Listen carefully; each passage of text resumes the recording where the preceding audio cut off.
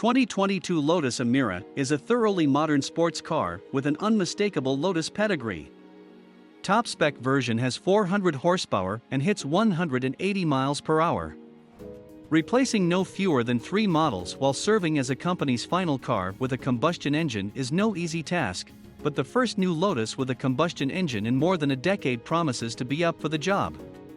The Elise, Exige, and Evora are all being retired to make room for the EMIRA, a new mid-engine sports car serving as a swan song for the combustion engine in Norfolk.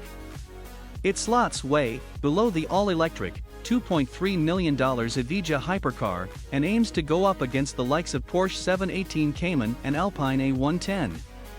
Size-wise, it's substantially bigger than the Elise/Exige and also a smidge larger than the Evora.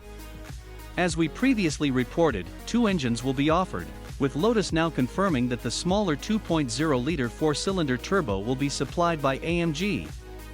This will make 360 horsepower, less than the same engine produces in the A45, but slightly more than the turbocharged flat-4 that powers the Porsche Cayman S.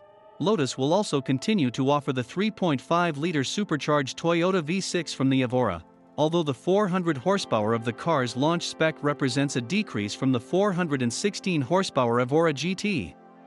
Lotus has only released a torque figure for the V6, and that is 317 pound-feet, corresponding to the figure for the manual transmission.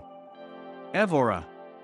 We don't have US pricing yet, but Lotus says it is targeting a European price for the entry-level version that will be close to that of the Porsche 718 Cayman S, which would translate to the low $70,000s if it holds true when the car crosses the Atlantic.